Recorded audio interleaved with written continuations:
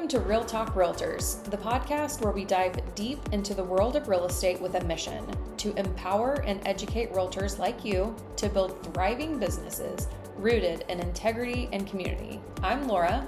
And I'm Amanda. We are two seasoned real estate agents in the Dallas-Fort Worth market. Together, we are dedicated to elevating the real estate industry, making a real positive impact on our communities. Get ready for candid discussions, expert interviews, and a healthy dose of inspiration. And we're back with another great episode of Real Talk Realtors. If you tuned in last time, you know that we have a two-part series going on about buyer representation and how we can bring a lot of value to our buyers.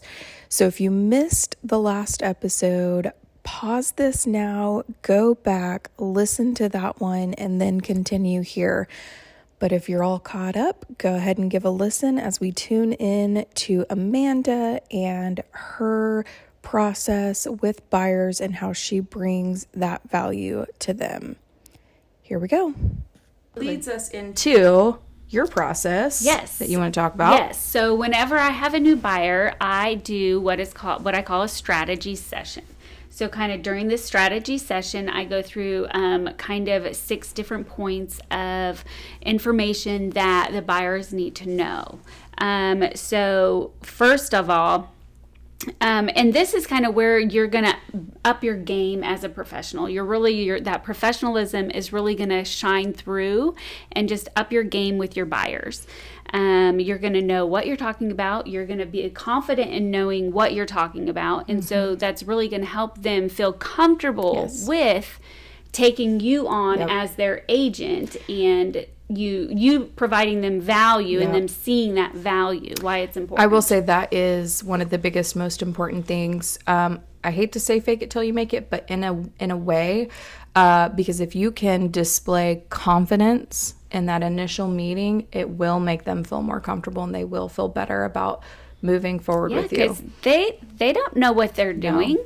And they've never done it before. Yep, Most likely. The quickest and easiest way to gain confidence is with education and knowledge. And so if you don't feel comfortable, you need to start taking classes. Yeah. Learn as much as you can. And practice. Like practice on a friend, practice on a kid. Make your kids sit there and ask you questions, or a spouse. My husband has done many listing presentations with me. Yes. Like, hey babe, come sit down. I want to run through this real quick. Yeah. And they come up with things that you wouldn't have thought of. So then, it's kind of like, oh yeah, I didn't even think about that. Especially a fresh mind that's not also a realtor, because and they have all questions day long. That you don't really think about. They're like, well, what about this?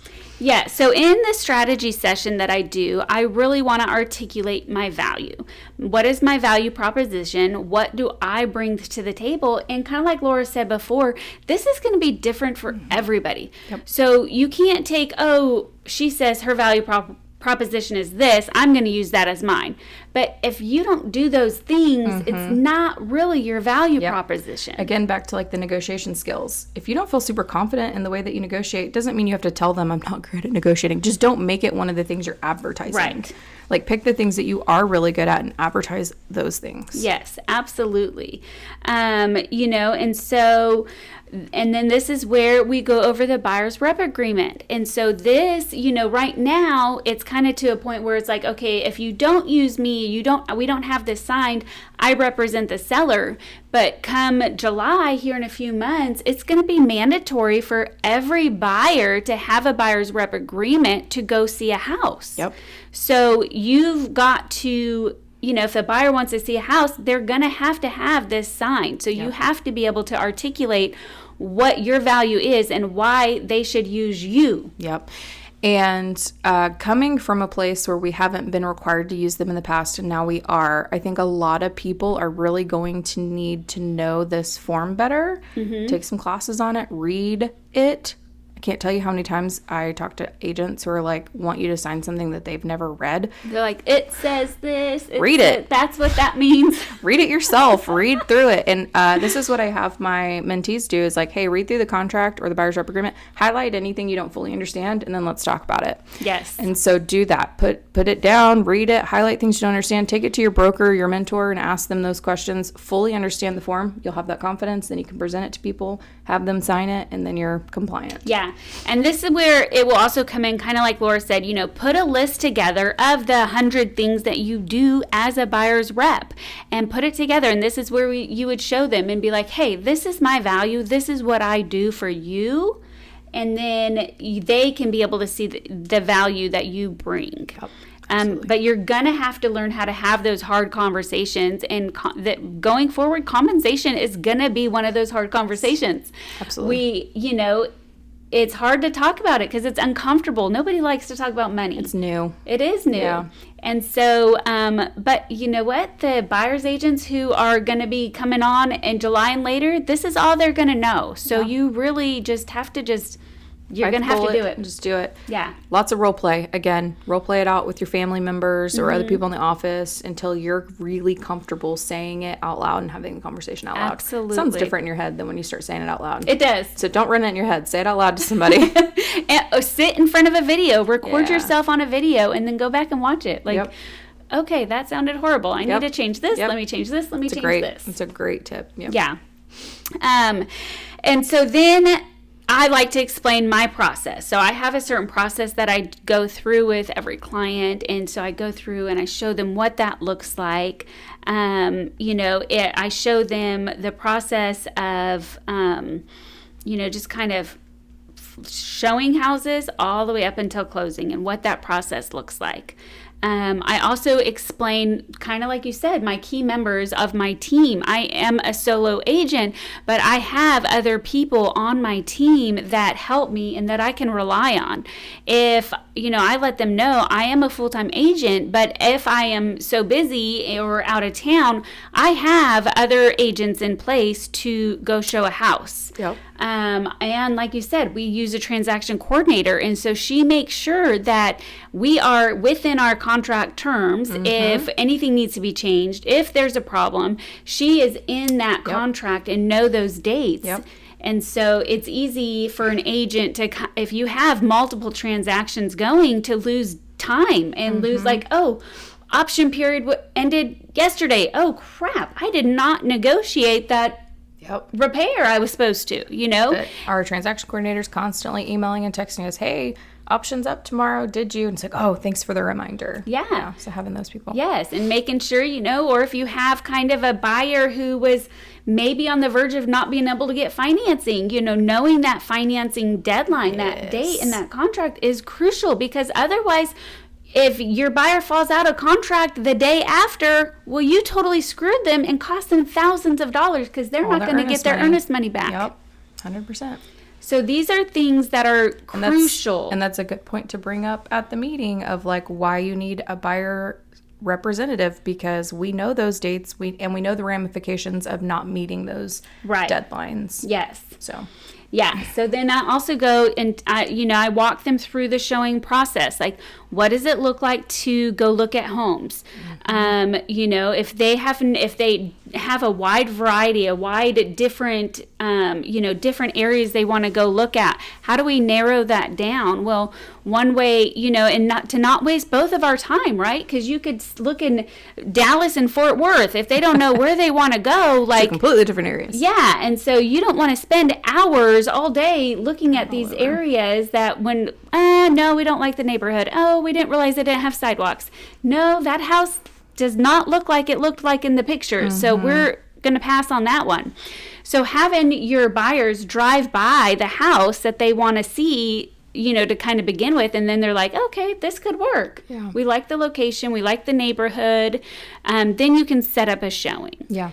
But then you kind of have to set the precedence with your buyers too, when when are you available to show? Do you only show in the afternoons? Do you show on the weekends? Like, when are you available? You set that precedence. Setting those expectations up front. Yes. Yeah. And so, we need 24 hours to set up a showing. We're not in that market anymore in 2020 where you had to see it 5 minutes ago. Like, right. You have time. Yeah, you have time. And so you want to set those expectations up, especially as you grow your business and get busier and busier and having multiple buyers that you're working with at one time. You're going to need a schedule. Yeah. So really setting those expectations up with your buyers at that meeting of, these are my office hours. These are the hours that I work. I don't answer after a certain time because that's, and mine's after 8 p.m. My phone goes on Do Not Disturb. There are no real estate emergencies that can't be handled the next morning after 8 p.m. Yeah. There's just not, because contract deadlines are either 5 p.m. or midnight. We're going to deal with it before, whatever. And other professionals have the same, time. They're not working 24 hours. Yeah. Aside from maybe backing your car into a house the day before closing, there's really not any emergencies that happen after 8 p.m. So yeah. And so then kind of next in this strategy session, I like to really deep dive into why my clients are looking to move. What is the driving force behind the urge to want to move? Yeah. And so that way it can help you better, be an active agent in the shopping process, in the looking process. You're not just saying, oh, we want 3-bedroom, 2-car garage in a tract neighborhood and putting them on an MLS strip. Like, you are really, because there's a lot of information that you can miss when you are just looking on the MLS portal. Yeah. Because there's so many different things, and agents can input things wrong too. Yes. Yes, I've had that multiple times. Especially like if you're looking for an accessory building or, different things, it can be missed. So it's important that we as agents are actively looking at what is coming on the MLS every day, looking at these things that may not have got sent automatically to our client, but hey, they really need an office, but this has a formal dining room and a good size eat-in kitchen. So this formal dining room might be able to work for them. So nice. I want to show them this house. Yeah. And I've had it happen multiple times where, the buyer, we look at this house, and it's all the houses that the buyers are showing me, and I know what they want. Because I've seen houses with them. We've looked at houses, and we've talked extensively on what is important to them. And I come up with a house and I see, it was not on their radar, right? And it's like, I know you guys didn't show me this one, but let's go take a look at this house. And it's literally been the house that they buy. Yes, I've had that happen before too. And back to networking with other agents, there have been times where I found houses for my clients that were not yet listed, were coming soon, or they knew, hey, in a couple of months, I know these buyers are going to want to move. Here's kind of, what their house looks like. And I've been able to connect my clients with those properties before. So that's another benefit of a buyer's agent, or the connections we have in the industry. Exactly. And to kind of go a step further too, what I've done, especially if I have clients who know they want to be in a specific neighborhood, you write letters to all the houses that are in that or whatever you got to do. Criteria that they want. And I have sold house like this. And so you're getting that off-market listing. And, it's another way for you to get a sale and to bring the buy side. Yep. And so it's just important that you are actually doing work to be compensated for. Yep. We shouldn't just put you on a drip and go make 3% at the closing table. That is not, you're not working. So what you're saying is we're going to have to start really working hard to really earn our paycheck. Which, not to say everybody has it. And this might be hard because, like you said, these are things that I've done way before this lawsuit has come out. So this is value that I've already been bringing. Yes. But some agents may not. And this is, the agents who step up their game are the agents that will excel in this That is why I like this, all these changes, is it will either fizzle out the people that have never really brought value, or those people are going to step up their game and start bringing some value. Yeah. So I think it will be good just for consumers in general. Absolutely, yeah. So, so you just kind of help show the buyer, that you are not a passive agent. You are an active agent, actively searching with them and through the trenches with them. Yes. Okay, so then, kind of along the lines of showing the property, we've already talked about a lot of this. Looking at MLS, knowing what they're looking for, finding the right house. Is it worth the price? Making sure that we're looking with our eyes and knowing, what could potentially be a big problem. Yep. And again, with the whole price, they may have found a house that they absolutely love, but it's way at the top of their budget, and so it may take a few years for them to be able to recoup their money, right? Yes. So you want to make sure, hey, if you really love this house, it is at the top of your budget. It, probably will appraise, but if you're going to be moving in 2 years, you're going to take a loss on this. Yes. Is this going to be a home that will sustain your family for years to come? You've told me that you guys want to have 3 kids really close together and you're pregnant with the first. Well, this is a 3-bedroom home. You're going to be busting at the seams in 2 years, and it's at the top of your budget. Maybe we reconsider or find something bigger in a different area or whatever. So that's where, kind of probing and asking all the questions is going to be important. Yep. Next thing, you need to let them know when you're going to be checking in with them next.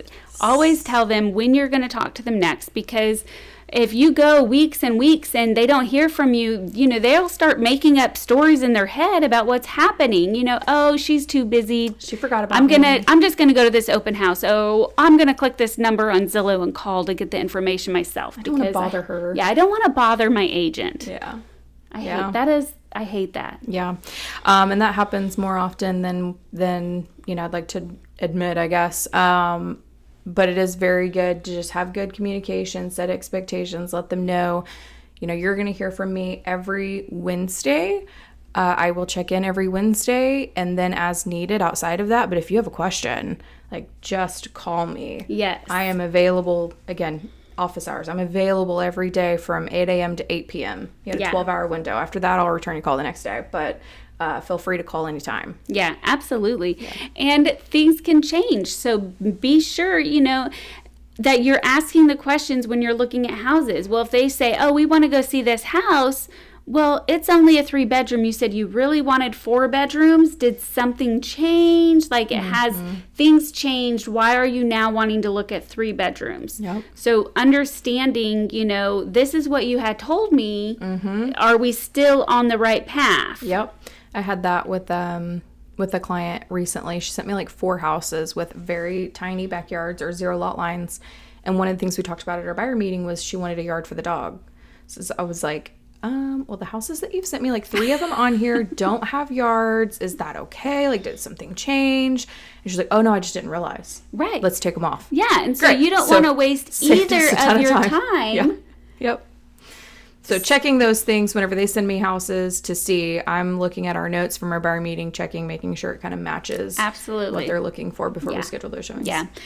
So next up, I like to tell them, that I can strategically write offers. And so I do, and I put forth the effort. I call the listing agent and try to get as much information as I can. Some agents will be helpful, some will not be helpful. But you have to still kind of ask the right kind of questions. If they're not willing to answer some of your questions, there's questions you can ask to kind of get around it, and so, and it's going to depend. Are we in a multiple offer situation? So every contract is going to be different, the way that you strategize to write your offer, but letting the buyer know that you can do that. That's just, it's an easy thing. We do it every day. We are just now communicating this is what we do. Yep. And then next up, we talked about negotiations, and so letting the client know what can be negotiated. Yep. And how we will negotiate it. Yep. When negotiations take place, because it happens a couple times. Yep. Multiple times throughout the transaction, for sure. So it's important to know that, and then kind of go over the contract to close, what the process is, what they can expect. It's very important. The roadmap that we take you through. I actually literally have a roadmap printed out. That's cute. And it goes through the process. Very cute. This happens, this happens, this happens, this happens, this happens. And then you get your keys. Yep. Yay. And so that's just that's what I do at my strategy session. But I like adding in kind of more like we are really going to have to add in that more of that value prop. Yeah. And so taking, and for those of you who maybe have never done a buyer meeting, maybe you just, people call you and you just start taking them out on houses or whatever, that's going to need to change. You'll need to have a buyer meeting just like you have a listing meeting. And so maybe take your listing presentation, read through it and alter it to be for a buyer. Just kind of take that same vibe of what you do there and just transfer it over to what might be appropriate for a buyer. But you're going to want to pack it. You're going to want information. You're going to want to bring flyers and handouts and have that confidence to really be able to talk through that process. This is what this looks like. I want to educate you on what the process looks like. And here's how I bring value throughout this process. Here's the way that I protect you. Here's the ways that I help you. There is a time component to it. I'm going to save you a ton of time. You're not going to have to do all of these things that I'm going to do for you. And there's a money aspect to it. I'm going to actually save you money by you paying me. And so, it's a small fee up front, but look at all the ways that I can save you from a lawsuit or save you from losing out on. Yeah, or can negotiate the price. We can save you on price. We can save you on terms of the contract. We can save you on not spending money on inspections and appraisal and option over and over again. We can save you by getting your earnest money back if things fall through. There's just so many ways through a process that having representation can actually save the client money. And so just being able to articulate that, explain it to somebody. And if you feel like you can't, you're like, man, this just seems overwhelming. I don't know that I would be able to sit down and have that conversation with somebody. Well, then that's where you need to start before you start working with clients. Really, you need to take time to sit down, think about it, put pen to paper, come up with some of those things. Role play it out with your family. And if you're really having a hard time, you might want to reflect on yourself, like, why am I having such a hard time trying to articulate this? Is it something that you are missing, something that you feel like you are not good at? Yep. So what is it that you're missing that you might need to take some extra training on? Yep. So are you feeling uncomfortable with, if they ask me about negotiation, if they ask me about the contract, if they ask me about being able to show houses or whatever it is. And guess what? It's okay to not know everything. Oh my gosh, it is. It's 100% okay. None of us know everything because like Amanda said, every transaction is 100% different. So we're all going to run into things and questions that we don't know the answers to. Yeah, but just be honest. Be like, that's a really great question and I will find out for you. Yep, for sure. Well, still have questions or concerns, thoughts on this, if you have other ideas on value that you bring to your clients that we didn't mention here today, post them below. We would love to hear what you guys bring to the table, what your value proposition is, and we can all help each other. That's absolutely right. Let's make the industry better. Yes. All right. We'll see you guys next time. Take care.